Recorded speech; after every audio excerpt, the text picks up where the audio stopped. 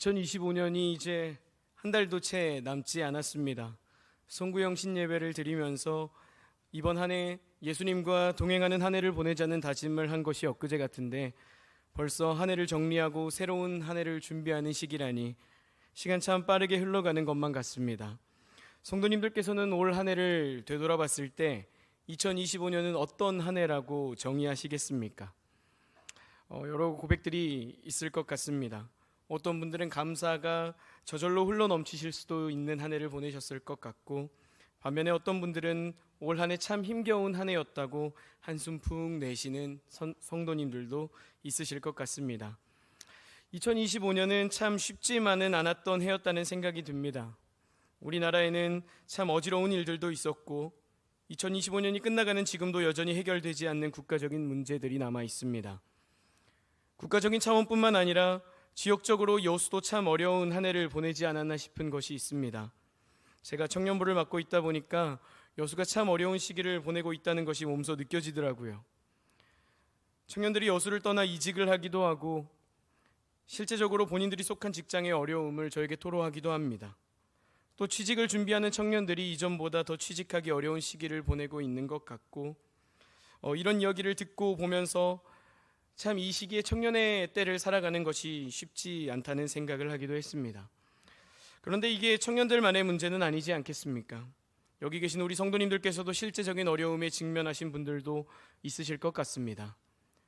국가적인 그리고 지역적인 문제뿐만 아니라 가정에서 그리고 개인적인 문제들도 있으셨을 거라 생각됩니다.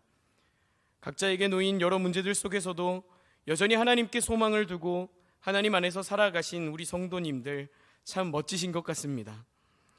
우리 이 시간에 옆에 있는 분들에게 예수님의 마음을 담아 진심으로 격려하는 말을 전해보면 좋을 것 같습니다. 우리 이렇게 옆에 있는 지체들을 격려해 볼까요? 올 한 해도 참 애쓰셨습니다.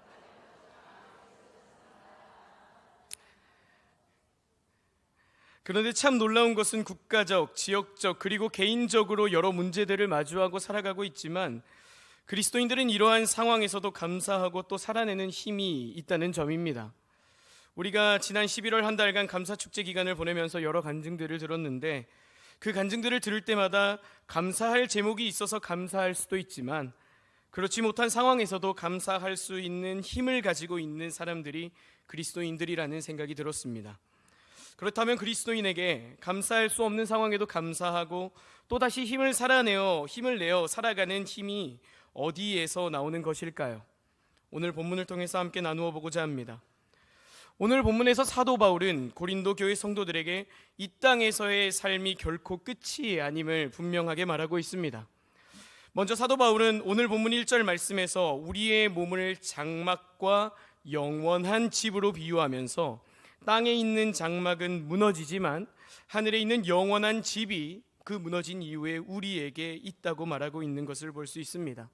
이 말씀을 조금 풀어서 말하면 이 땅에서의 우리의 몸은 결국 죽음을 맞이하게 될 것이지만 우리 그리스도인들은 예수님께서 부활하셨듯이 부활에 동참하게 될 것이다 라는 말이 아닐까 싶습니다. 그러니까 우리 그리스도인들에게 죽음은 끝이 아니라 새로운 시작이라는 의미이죠. 그렇습니다. 사람은 모두 때가 되면 죽습니다. 이 세상에서 죽지 않는 사람은 없습니다. 우리 사람은 모두 죽음 앞에서 유한한 존재라는 것입니다. 그리스도인들도 마찬가지입니다. 그리스도인들도 유한한 존재로서의 사람이기 때문에 때가 되면 죽음을 맞이해야 합니다. 때로 죽음은 참 우리의 인생을 덧없이 느껴지게 하기도 합니다. 애쓰고 노력하고 아등바등 살아왔는데 죽고 나면 애쓰고 노력한 것들이 의미가 없어지는 것처럼 보일 때가 있기 때문입니다. 그래서 어떤 사람들은 돌에 자기의 이름을 새기기도 하고 자서전을 남기기도 하며 또 자신의 이름으로 된 기념사업을 벌이기도 하면서 죽음 이후에도 의미를 남기고자 합니다. 그러나 이런 것들도 결코 영원할 수는 없습니다. 시간이 지나면 낡고 희미해지기 때문입니다. 그런데 그리스도인들은 육체의 한계성이 드러나는 죽음을 나라는 존재의 끝으로 여기지 않습니다. 왜냐하면 그리스도인들에게는 영원한 집, 그러니까 영원을 누리며 살아가고자 하는 소망이 있기 때문입니다. 그리스도인들은 영원을 소망하며 살아가는 사람들이라고는 하지만 이 땅에서는 육체를 입고 살아가기 때문에 사도 바울은 2절 말씀에서 참으로 우리가 여기 있어 탄식하며 하늘로부터 오는 우리 처소를 덧입기를 사모하노라 라고 말하고 있는 것을 볼 수 있습니다. 그러니까 육체의 한계성 속에서 우리는 탄식할 수밖에 없는 사람들이라는 것이죠. 육체의 한계성에서 오는 탄식들이 뭐가 있을까요? 우리의 육체는 시간이 지나면 지날수록 노쇠해져 갑니다. 육체의 질병 때문에 고생하기도 하고 분명히 이전과는 다른 삶을 살아갑니다. 또 우리가 육체의 한계를 지니고 있다는 말은 실질적인 고난, 어려움들 앞에서 이것들의 원인을 알 수 없다는 것을 의미하기도 합니다. 우리는 육체의 한계를 지니고 있기 때문에 우리가 살아가는 시간, 장소에 얽매여서 판단할 수밖에 없는 존재들입니다. 단적인 예로 우리가 지금 이 예배당 밖에 같이 모여서 예배를 드리고 있지만 이 예배당 밖에서 무슨 일이 일어나는지는 알 수 없습니다. 그리고 이 예배당을 떠나서 집으로 돌아가는 길에 무슨 일이 나에게 일어날지도 우리는 알 수 없습니다. 예측할 수 있겠죠. 예측할 수는 있으나 그 예측이 언제나 들어맞는 것은 또 아닙니다. 그렇기 때문에 한계를 지닌 우리는 우리의 삶의 고난과 어려움들이 대체 어디에서부터 오며 이 고난의 원인이 무엇인지 지금 나에게 주어진 시간들 속에서 판단할 수밖에 없기 때문에 탄식하며 살아가는 존재들일 뿐입니다. 그러나 2절 말씀은 탄식으로 끝맺음을 내지 않습니다. 사도 바울은 우리의 육체의 한계성 때문에 탄식하지만 이후에 하늘로부터 오는 우리의 처소, 그러니까 예수 그리스도의 부활에 동참하여 영원함을 덧입기를 간절히 사모합니다. 영원함이라는 것은 시간과 공간을 모두 초월한 개념입니다. 영원은 과거와 현재 그리고 미래를 모두 포괄하며 그 시간들 속에 있는 공간까지 모두 포괄한 개념이라는 것이죠. 그래서 영원이라는 것은 이어짐이 아닌가 싶습니다. 영원이라는 개념 아래에서는 과거와 현재가 이어지고 현재와 미래가 이어집니다. 그렇다면 우리가 살아가는 오늘 그리고 지금은 영원이라는 끝없는 직선에 찍힌 점 하나와 같다고 할 수 있습니다. 그러니까 우리는 영원이라는 넓은 시간 속에서 오늘 하루를 살아가고 있다는 것이죠. 사도 바울은 우리의 탄식 속에서 이제는 점이 아닌 끝없이 이어지는 직선의 삶을 살아가기를 사모하고 있습니다. 그렇다면 점이 아니라 과거와 현재, 미래를 잇는 직선과 같은 영원한 것이 무엇일까요? 앞서 살펴본 것처럼 우리의 손에 들려있는 것은 결코 영원하지 않습니다. 돈도, 명예도, 권력도 영원이라는 개념과는 거리가 멉니다. 과거 조선시대에 사용하던 엽전을 오늘 우리 사회에는 사용할 수 없습니다. 오늘 우리가 사용하는 지폐가 머나먼 미래에도 사용될지는 아무도 모릅니다. 하늘에 영원히 떠 있을 것 같은 별들도 언제나 그 자리에 영원할 것 같지만 수백만 년, 수십억 년이 지나면 생명력을 잃어버리고 맙니다. 언제나 같은 자리에서 우리를 비추고 있는 것 같은 태양도 마찬가지입니다. 과학자들은 약 50에서 55억 년, 이렇게 긴 시간이 지나면 태양의 수명이 다할 것이라고 예측하고 있습니다.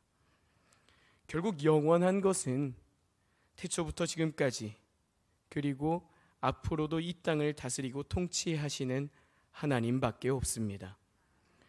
그러므로 육체의 한계성을 지닌 우리가 죽음 이후에 하늘로부터 오는 우리의 처소를 덧입는 것, 영원한 집이 우리에게 있다는 것은 예수 그리스도의 부활에 동참하여 영원하신 하나님과 직선의 끝없이 이어지는 직선의 삶을 살아가는 것을 의미한다고 할 수 있습니다. 이어서 사도 바울은 예수 그리스도의 부활에 동참하여 하나님과 함께 살아가는 영원을 옷을 입는 것으로 묘사합니다. 하늘로부터 오는 우리 처소를 덧입기를 간절히 사모한다. 이렇게 입으면 우리가 벗은 자들로 발견되지 않으려 합니다. 사도 바울은 여기에서 왜 덧입는다, 무언가를 벗고 새롭게 입는다가 아니라 입고 있는 옷 위에 덧입는다는 표현을 사용했을까요? 그리고 벗는 자들이 의미하는 것은 무엇일까요? 우리는 죽음 이후에 예수님께서 부활하셨듯이 부활에 동참하게 될 것을 믿음으로 고백하며 살아가는 사람들입니다. 우리가 매주 예배 때 고백하는 사도신경에도 분명히 예수님께서 다시 오실 때 몸의 부활과 영생을 믿습니다 라는 구절이 포함되어 있습니다. 사도 바울이 여기에서 이전에 입었던 옷을 벗고 새로운 옷을 입는 것이 아니라 덧입는다는 표현을 쓴 것은 죽음 이후와 부활에 동참하는 그 사이의 시간이 없기를 소망하는 것이라고 할 수 있습니다. 그러니까 죽고 난 다음에 바로 혹은 죽기 이전에 부활에 동참하게 될 것을 바라고 있는 것이죠. 그만큼 사도 바울은 예수 그리스도의 부활에 동참하여 하나님과 영원히 함께 살아가는 그 시간을 기대하고 고대했던 것 같습니다. 이러한 관점으로 오늘 본문의 4절 말씀을 함께 읽어보겠습니다. 참으로 이 장막에 있는 우리가 짐진 것 같이 탄식하는 것은 벗고자 함이 아니요 오히려 덧입고자 함이니 죽을 것이 생명에 삼킨 바 되게 하려 함이라. 육체의 장막에 사는 사람은 마치 짐을 지고 걸어가는 사람처럼 탄식하며 살아갑니다.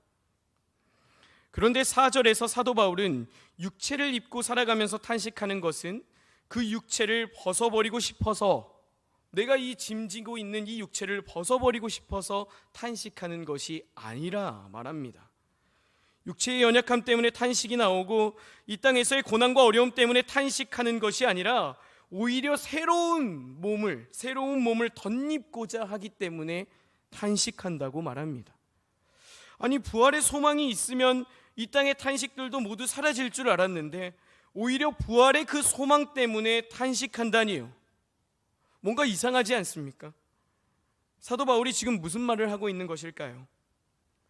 지금 4절에서의 탄식은 3절과의 연관성 속에서 이 영원에 대한 사모함이라고 할 수 있습니다. 하나님과 마주할 그때, 영원한 그때를 사모하며 또 탄식하며 살아간다는 것이죠. 마치 주님 어서 오십시오. 주님 어서 나를 부활에 동참하게 해주십시오. 육체를 지니고 있는 사람의 탄식이 사도 바울의 고백 속에서 새로운 옷을 덧입고자 하는 그 소망의 탄식으로 변하는 것을 발견할 수 있습니다. 사랑하는 여러분, 육체의 한계성으로 인해서 우리는 탄식하며 살아갈 수밖에 없지만 새로운 옷, 그러니까 영원을 덧입을 때 우리의 그 탄식은 비로소 소망으로 바뀝니다. 왜냐하면 그때에는 죽을 것이 생명에 삼킨 바 되기 때문입니다. 그때에는 죽음이라는 유한함이 생명이라는 무한함에, 영원함에 삼킨 바 되기 때문입니다. 예수 그리스도를 전하는 사도 바울의 인생은 탄식이 절로 나오는 인생이었습니다. 사도 바울은 예수를 전하다가 죽기까지 맞기도 하고 쫓겨나고 감옥에 갇히는 그런 인생을 살아갔습니다. 탄식이 절로 나오는 인생임이 분명합니다. 그러나 사도 바울은 자신의 육체의 연약함을 놓고 탄식하는 것을 넘어서 예수 그리스도 안에서 주어지는 영원함을 소망하는 탄식으로 이제 나아갑니다. 그리고 그 소망의 탄식은 사도 바울 인생의 동력이 되었고 수많은 고난 속에서도 끊임없이 앞을 향해 전진하는 버팀목이 되어 주었습니다. 부활에 동참하여 영원함을 꿈꾸고 소망하던 사도 바울은 고린도후서보다 이후에 기록된 빌립보서에서 이런 고백을 하기도 합니다. 빌립보서 1장 21절입니다. 이는 내게 사는 것이 그리스도니 죽는 것도 유익함이니라. 예수 그리스도의 부활에 동참하여 영원함으로 덧입기를 소망하는 사도 바울에게 이제 죽음까지도 힘을 잃어버리는 것을 볼 수 있습니다. 여기에서 우리가 오해하지 말아야 할 것은 우리가 그렇게 하늘의 소망을 두며 살아간다고 했을 때 이 땅에서의 삶이 완전히 쓸모없는 것은 아니라는 점입니다. 이러한 것은 성경이 말하는 하늘 소망과는 조금 다릅니다. 영원이라는 개념은 과거와 현재와 미래를 잇는 하나의 선이라고 말씀을 드렸습니다. 그러니까 우리가 살아가는 오늘은 하나님의 관점에서 태초부터 지금까지 영원이라는 하나의 선에 잇대어 있는 한 점이라고 할 수 있습니다. 우리는 지금 하나님의 영원한 시간에 잇대어 살아가고 있는 것이죠. 그렇기에 우리의 오늘은 영원의 한 순간, 한 점이라고 말할 수도 있을 것 같습니다. 따라서 사도 바울은 5절의 말씀에서 이런 말을 합니다. 곧 이것을 우리에게 이루게 하시고 보증으로 성령을 우리에게 주신 이는 하나님이시니라. 하나님께서 성령을 통해서 보증하셨다는 것은 장차 최종적으로 대금을 모두 지불하겠다는 것을 보증하는 의미에서 지불되는 계약금, 이것을 의미합니다. 이미 하나님께서 우리가 영원함을 소유한 사람으로 살아갈 수 있도록 계약금을 지불하셨습니다. 그 계약금이 예수 그리스도입니다. 우리는 지금 그 계약금을 걸어둔 상태에서 그 집을 소유하게 될 사람이 되어 그 집을 보고 그 집의 주인이 될 사람으로 이 땅에서도 그렇게 살아가고 있는 것입니다. 내가 그 계약을 취소하지 않는 이상 이제 그 집은, 하늘의 영원한 집은 나의 것이 될 것이고, 나는 이미 계약금을 걸어둔 상태로 그 집을 소유한 기쁨을 누리며 살아갑니다. 정리하면 우리 그리스도인들의 이 땅에서의 삶은 영원에 잇대어진 삶이라는 것이 성령을 통해서 드러납니다. 하나님께서는 보증으로 성령을 보내주셨고, 우리는 그 성령 안에서 예수 그리스도를 알고 이 땅에서도 그 하나님을 누리며 살아갈 수 있습니다.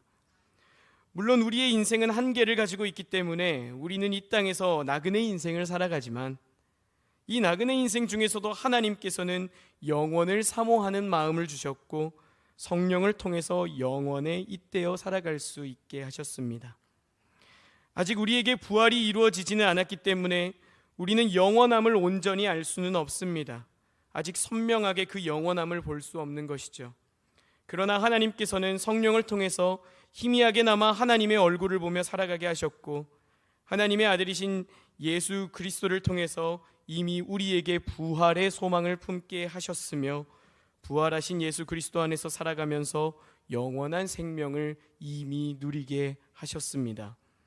그래서 로마서 8장 11절에서 사도 바울은 예수님을 죽은 자 가운데에서 다시 살리신 구원의 능력이 현재 하나님의 백성들에게도 적용하고 있다는 것을 확신하며 이런 말을 합니다. 예수를 죽은 자 가운데서 살리신 이의 영이 너희 안에 거하시면 그리스도 예수를 죽은 자 가운데서 살리신 이가 너희 안에 거하시는 그의 영으로 말미암아 너희 죽을 몸도 살리시리라. 영원에 잇대어 살아가고 있는 그리스도인은 희미하지만 이미 이 땅에서 그 영원함을 누리고 있기 때문에 이 땅에서의 나그네 인생을 이제 담대하게 살아갈 수 있게 됩니다. 오늘 본문 6절입니다. 그러므로 우리가 항상 담대하여 몸으로 있을 때에는 주와 따로 있는 줄을 아노니. 영원함에 대한 소망 때문에 항상 이제 우리가 그 영원한 나라를 바라보며 담대하게 살아간다는 것은 알겠는데, 우리가 이 몸으로 살아갈 때 주와 따로 있다는 표현이 우리로 하여금 조금 당황스럽게 합니다. 영원에 잇대어 살아간다는데 주님과 따로 있다니, 언뜻 봐서는 이해하기가 참 어려운 구절입니다. 조금 당황스러운 이 6절의 말씀은 7절의 말씀과 함께 볼 때 조금 더 명확히 이해할 수 있습니다. 앞서 말씀드린 것처럼 우리의 인생은 영원에 잇대어 있는 인생이지만 아직은 하나님과 직접적으로 대면한 상태는 아닙니다. 하나님과 우리가 직접적으로 대면해서 영원을 누리는 삶은 예수님께서 이 땅에 다시 오실 그때에 비로소 이루어집니다. 그러니까 우리는 하나님과 직접적으로 대면할 수 없는, 마치 하나님과 따로 떨어져 있는 것 같은 인생을 살아가고 있는 것이죠. 이제 사도 바울은 7절의 말씀을 통해서 우리는 하나님과 직접적으로 대면할 수는 없지만 주와 따로 거한다는 것이 절대적인 의미에서 주님과 따로 거하는 것이 아니라는 것을 강조하는 듯이 이렇게 말합니다. 이는 우리가 믿음으로 행하고 보는 것으로 행하지 아니함이로라. 사도 바울은 주와 떨어져 있는 것 같은 이 땅에서의 삶을 결코 부정적으로 묘사하지 않습니다. 사도 바울은 이 땅에서의 잠깐의 삶이 영원에 잇대어 있는 삶이라는 것을 알았기 때문에 이 땅에서 보이는 것으로 행하는 사람이 아니라 보이지 않는 것을 바라보면서 믿음으로 반응하며 살아가기를 권면합니다. 우리의 하나님을 우리의 눈으로 직접 볼 수 없지만 그럼에도 불구하고 우리는 하나님과 단절되어 있는 관계가 아니라 하나님과의 관계 속에서 이제는 믿음으로 행하는 사람들이 되어야 한다는 것이죠. 그러니까 이 땅의 삶을 무기력하게 그저 영원함을 바라보면서 관망하는 삶을 살아가는 것이 아니라 담대함을 가지고 믿음으로 행하는 삶을 살아가야 한다고 사도 바울은 말하고 있는 것입니다. 그렇다면 영원에 잇대어 믿음으로 행하는 사람은 어떻게 살아가야 할까요? 영원에 잇대어 살아가는 사람은 어떤 모습으로 살아갈까요? 오늘 본문 이후에 9절 말씀은 이렇게 말합니다. 그런즉 우리는 몸으로 있든지 그 몸에서 떠나든지 주를 기쁘시게 하는 자가 되기를 힘쓰노라. 영원을 꿈꾸며 영원에 잇대어진 삶을 살아가는 사람은 몸으로 있든지 몸에서 떠나든지 그저 주를 기쁘시게 하는 자가 되기를 힘쓰며 살아갑니다.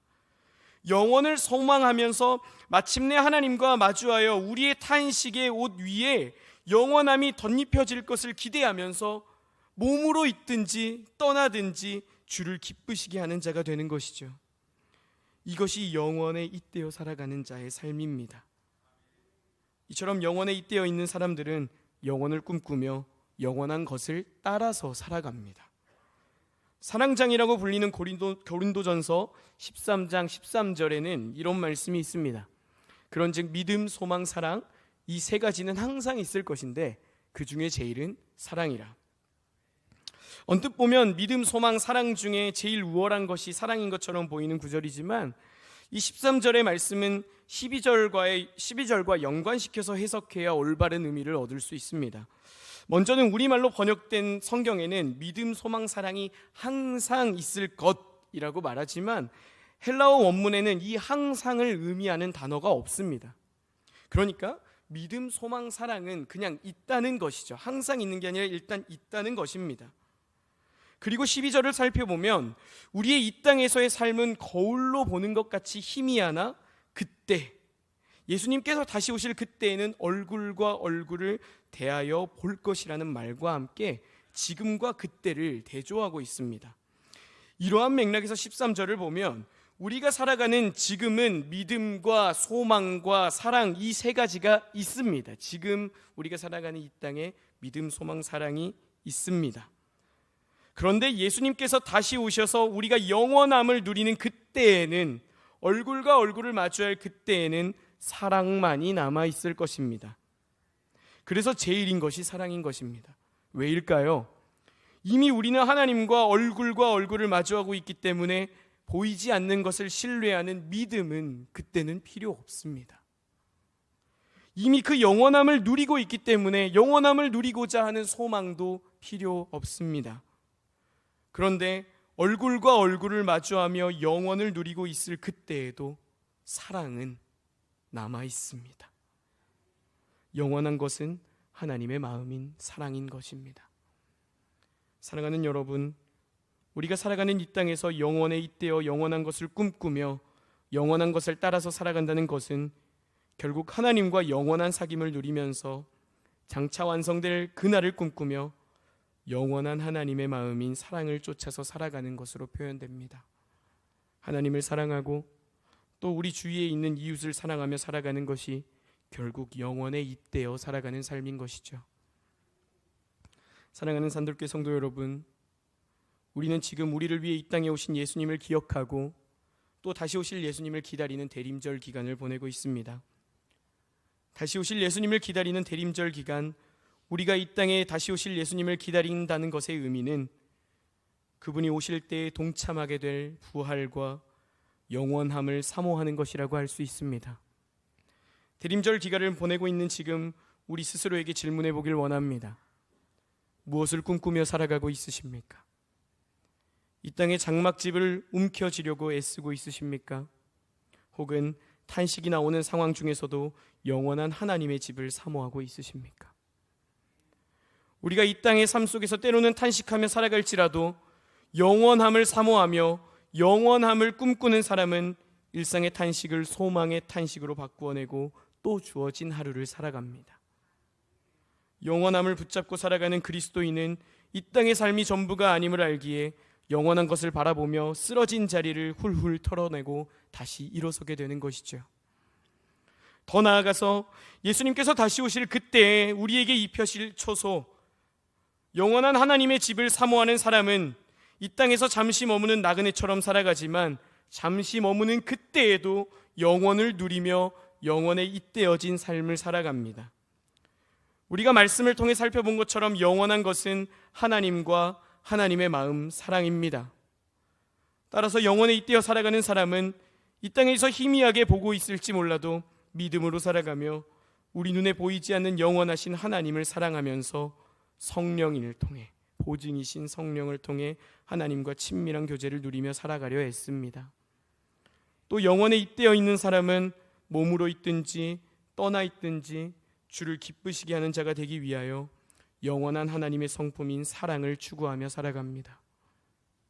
주님 다시 오실 그때에도 사라지지 않을 사랑을 우리 주위의 이웃들에게 흘려보내며 그 영원한 삶을 이 땅에서부터 누리며 살아가는 것이죠.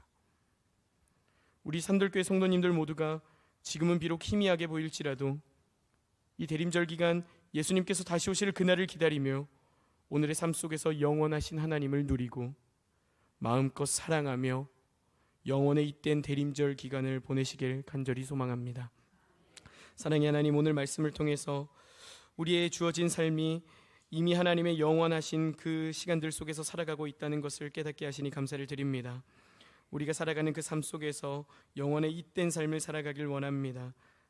성령을 통해서 영원하신 하나님과 교제를 누리며 또 하나님의 마음인 사랑, 그 사랑을 품고 사랑을 이 땅에 흘려보내며 이 땅에서부터 영원함을 누리는 한 사람 한 사람 되기를 원하오니 이 대림절 기간 우리 한 사람 한 사람이 영원에 잇댄 삶을 살아가게 하여 주옵소서. 살아계신 예수 그리스도 이름으로 기도합니다.